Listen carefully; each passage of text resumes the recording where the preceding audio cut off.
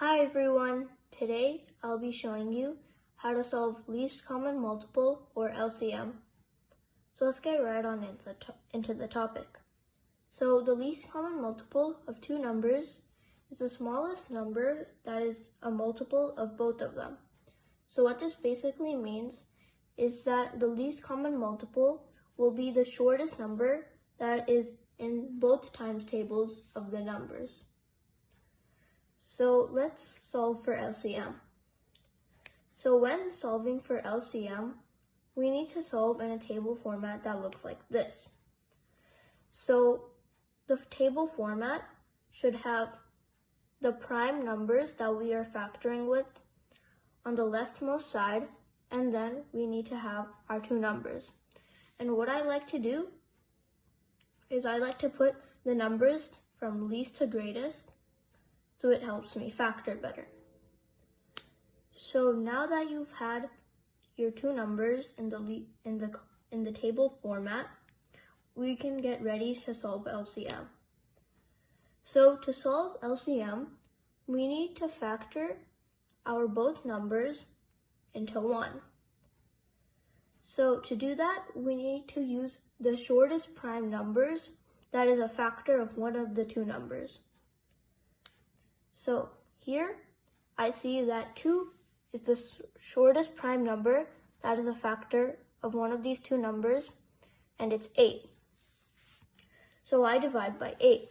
So here I put my prime number 2 here and divide by 2 on both of these numbers. So 8 divided by 2 is 4, and 12 divided by 2 is 6. So now we've factored these numbers once. So once again, I see that 2 is the shortest prime number that is a factor of one of these two numbers, and it's 4. So I divide by 2 again. So now 4 divided by 2 is 2, and 6 divided by 2 is 3.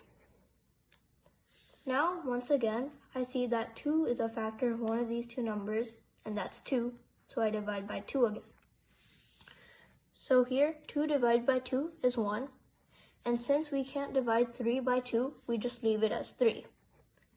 So now we've factored 8 into 1, and now we just have to factor 12 into 1. So since we can't divide by 2 anymore, we need to find the next smallest prime number that is a factor of 3, and that's 3. So then we divide by 3.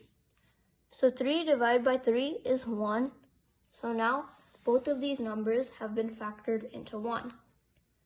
Now we take the prime numbers that we factored with and multiply them together. So now 2 times 2 times 2 times 3 equals 24.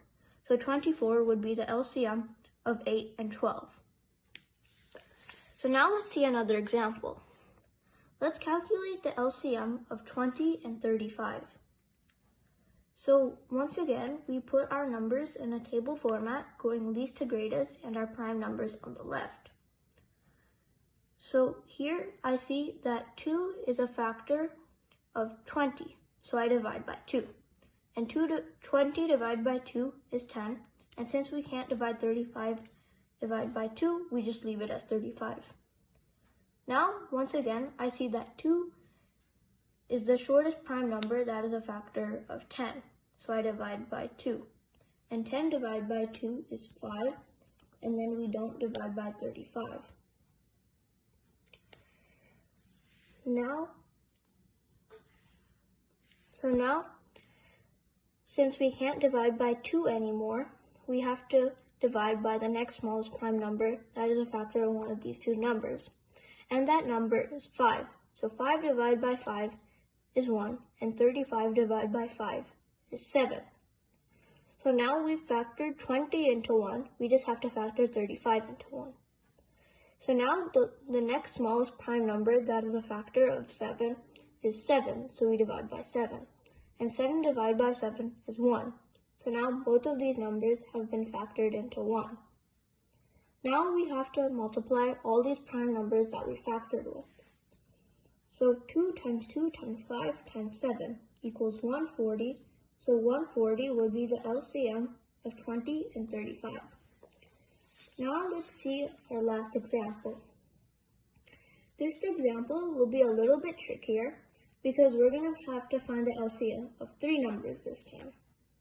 So once again, I put our numbers in a table format, least to greatest, and all that I do is I just add an extra column for our extra number. So now I do the same thing as I would with two numbers.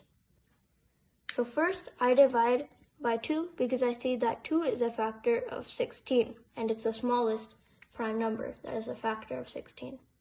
So now 16 divided by 2 equals 8, 20 divided by 2 is 10, and 24 divided by 2 is 12.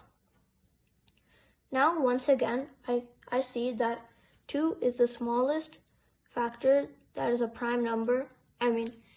2 is the smallest prime number that is a factor of one of these numbers. So I divide by 2 again.